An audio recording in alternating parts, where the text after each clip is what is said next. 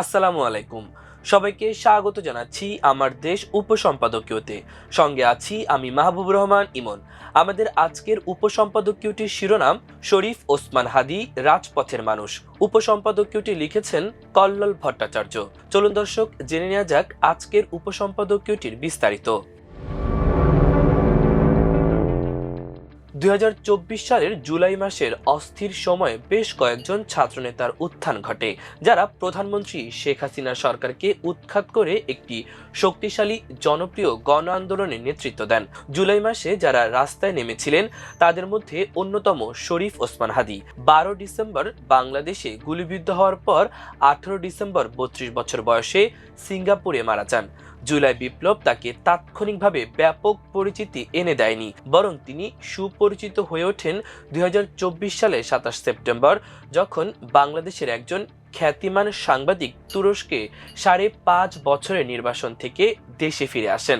সেদিন হাদী একদল কর্মীকে নিয়ে ঢাকার হযরত শাহজালাল আন্তর্জাতিক বিমানবন্দরে যান। মাহমুদুর রহমান, যিনি তার সাংবাদিকতার জন্য শেখ হাসিনা সরকারের নিশানা হয়েছিলেন, সেদিন কাতার এয়ারওয়েজের একটি ফ্লাইটে ঢাকায় ফিরে আসেন এবং একটি ট্রাকের ওপর দাঁড়িয়ে আবেগঘন বক্তৃতা দেন। সেদিন হাদী এই অনুষ্ঠানটি অত্যন্ত সফলতার সঙ্গে পরিচালনা করে তার সাংগঠনিক শক্তির প্রমাণ দিয়েছিলেন। তিনি যে একটি স্বতঃস্ফূর্ত জনসভা দক্ষতার সঙ্গে পরিচালনা করতে পারেন, সেদিন ঢাকা প্রথমবারের মতো তার সাক্ষী হয়েছিল।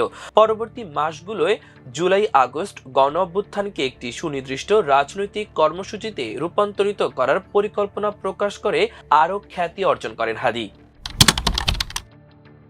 মানুষের কাছে হাদীর আবেদনের কেন্দ্রবিন্দুতে ছিল একজন বাঙালি মুসলিম হিসেবে নিজের পরিচয় তুলে ধরা। এ বছরের শুরুতে দেওয়া এক বক্তৃতায় হাদী স্মরণ করেন 2013 সালের শাহবাগ আন্দোলনের সময় ঢাকা বিশ্ববিদ্যালয়ের ছাত্র ছিলেন তিনি। সে সময় টুপি পরা একজন মুসলিম ছাত্র হিসেবে তাকে তার শিক্ষক হেফাজত বলে উল্লেখ করেছিলেন, যা হেফাজতে ইসলামের একটি অবমাননাকর সংক্ষিপ্ত রূপ। যদিও সে সময় এই সংগঠনের সঙ্গে তার বেশ কিছু পার্থক্য ছিল।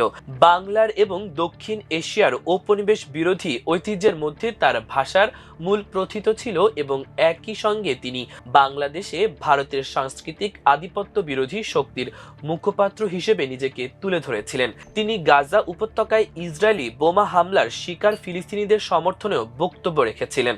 শেখ হাসিনার বিরুদ্ধে গণ অভ্যুত্থানের নেতৃত্ব দানকারী ছাত্রনেতারা বাংলাদেশের সাম্প্রতিক রাজনীতিতে দুটি প্রধান ধারা তৈরি করেছিলেন। আসিফ মাহমুদ, সজীব ভুইয়া, মাহফুজ আলম এবং নাহিদ ইসলামের নেতৃত্বে একটি ধারা মোহাম্মদ ইউনূসের অন্তর্বর্তী সরকারে যোগ দেন। অন্যদিকে হাসনাত আবদুল্লাহ এবং সার্জিস আলমের সমন্বয়ে গঠিত অন্য ধারাটি 2025 সালের ফেব্রুয়ারিতে প্রতিষ্ঠিত ন্যাশনাল সিটিজেন্স পার্টি এনসিপি গঠন করেন। হাদী তৃতীয় একটি গ্রুপের সদস্য ছিলেন, যারা সরকারে যোগ দেয়নি এবং এনসিপিতেও যায়নি। লোকবল সরবরাহের মাধ্যমে হাসিনা বিরোধী আন্দোলনকে প্রাণবন্ত করে তুলেছিলেন এমন একাধিক স্বেচ্ছাসেবী সংগঠনকে এই গ্রুপটি নিজেদের সঙ্গে ঐক্যবদ্ধ করেছিলেন। ইতোমধ্যে হাদী তার সহযাত্রীদের সঙ্গে মিলে ইনকিলাব সাংস্কৃতিক কেন্দ্র প্রতিষ্ঠা এবং ইনকিলাব মঞ্চ নামে সংগঠন গড়ে তোলেন। হাদী বিশ্বাস করতেন, ভারতের সহায়তায় শেখ হাসিনা সরকার 16 বছর বাংলাদেশে এক ধরনের সাংস্কৃতিক ফ্যাসিবাদ বাস্তবায়ন করেছে। বাংলাদেশের এই যুবনেতা জুলাই গণ অভ্যুত্থানকে সাংস্কৃতিক ফ্যাসিবাদের বিরুদ্ধে আন্দোলনে রূপান্তরিত করার ক্ষেত্রে গুরুত্বপূর্ণ ভূমিকা পালন করেছিলেন।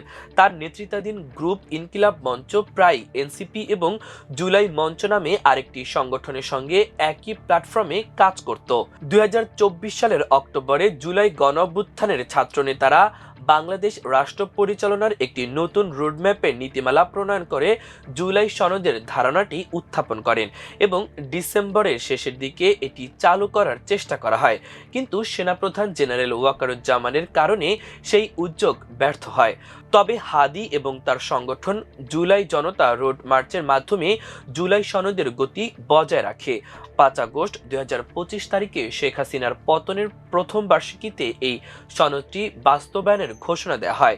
এই সনদে একটি গণভোট আয়োজনের একটি গুরুত্ব দেওয়া হয়েছে, যা 2026 সালের 12 ফেব্রুয়ারি পার্লামেন্টে নির্বাচনের দিনেই হবে। হাদি তার রাজনীতিতে ১৯৭১ সাল থেকে যাত্রা শুরু করা বাংলাদেশকে অতীতের সঙ্গে সম্পর্ক স্পষ্টভাবে ছিন্ন করার উপর গুরুত্ব দিয়েছিলেন। একই সঙ্গে তিনি আওয়ামী লীগ এবং ইনকিলাব মঞ্চ, যাদের বাংলাদেশের ডিপ স্টেট হিসেবে বর্ণনা করে, এমন বিভিন্ন শক্তির বিরুদ্ধে অবস্থান নিয়েছিলেন। হাদির শক্তিশালী প্রচারণা আওয়ামী লীগের কার্যকলাপ নিষিদ্ধ করতে অন্তর্বর্তী সরকারকে বাধ্য করার অন্যতম কারণ হয়ে উঠেছিল। হাদির আওয়ামী লীগ এবং শেখ হাসিনার প্রবল বিরোধিতা ২০২৪ সালের জুলাই গণঅভ্যুত্থানে হাসিনা বিরোধী সব শক্তিকে আলিঙ্গন করতে উৎসাহিত করেনি। তিনি জামায়াত ইসলামী এবং বিএনপিকে বৃহত্তর পরিসরের একটি বক্তব্য দেওয়ার আহ্বান জানিয়েছিলেন এবং বাংলাদেশের রাজনীতিতে তার মতো অন্যান্য জুলাই যোদ্ধাদের স্থান দেওয়ার ওপর জোর দিয়েছিলেন। তবে কেন একক রাজনৈতিক অবস্থান গ্রহণ করতে তার অসুবিধা হয়েছিল? যদিও তিনি ইসলামিক দৃষ্টিকোণ থেকে তার রাজনীতিকে সংজ্ঞায়িত করেছিলেন, তার সাম্প্রতিক বক্তৃতাগুলো লিঙ্গ এবং অন্তর্ভুক্তির মতো বিষয়গুলোয় জামায়াত এবং অন্যান্য ইসলামপন্থী গোষ্ঠীর সঙ্গে উল্লেখযোগ্য পার্থক্যের ইঙ্গিত দেয়। বাংলাদেশের অন্য ইসলামপন্থীদের সঙ্গে হাদির সমস্যাটি সবচেয়ে ভালোভাবে ফুটে ওঠে এই সত্যের মাধ্যমে যে বাংলাদেশের জাতীয় কবি কাজী নজরুল ইসলাম হাদি এবং ইনকিলাব মঞ্চের ওপর ব্যাপক প্রভাব ফেলেছিলেন। সাধারণ নির্বাচনের আগেই জুলাই সনদের ওপর গণভোট আয়োজনের জন্য হাদি অন্তর্বর্তী সরকারের ওপর চাপ তৈরি করার সঙ্গে সঙ্গে বিএনপির সঙ্গে তার মত পার্থক্য আরো স্পষ্ট হয়ে ওঠে। বিএনপি মুক্তিযুদ্ধের ঐতিহ্যকে উল্টে দেওয়ার চেষ্টার বিরুদ্ধে খোলাখুলি কথা বলেছিল। হাদির কাঠামোগত পরিবর্তনের প্রতি তাদের অস্বস্তির কথা জানিয়েছিল, যা বাংলাদেশের দ্বিদলীয় আধিপত্যবাদী ব্যবস্থার ক্ষতি এবং পরোক্ষভাবে জামায়াতকে লাভবান করতে পারে। ১২ ডিসেম্বর গুলিবিদ্ধ হওয়ার আগে হাদি ঢাকা ৮ আসন থেকে আসন্ন নির্বাচনের জন্য প্রচার শুরু করেছিলেন। এই আসনের নির্বাচন তাকে ২০০১ থেকে ২০০৬ সালের খালেদা জিয়া সরকারের সাবেক মন্ত্রী বিএনপির শক্তিশালী প্রার্থী মির্জা আব্বাসের বিরুদ্ধে প্রতিদ্বন্দ্বিতায় অবতীর্ণ করেছিল।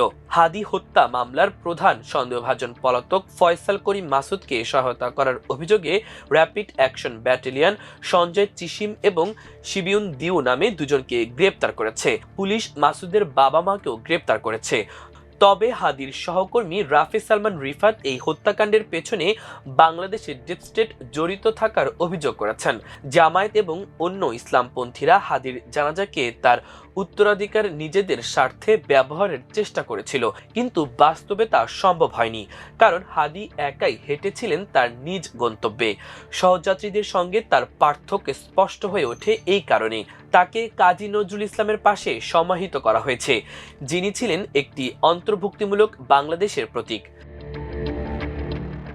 প্রিয় দর্শক, আমাদের আজকের উপসম্পাদকীয়টির আয়োজন এ পর্যন্তই।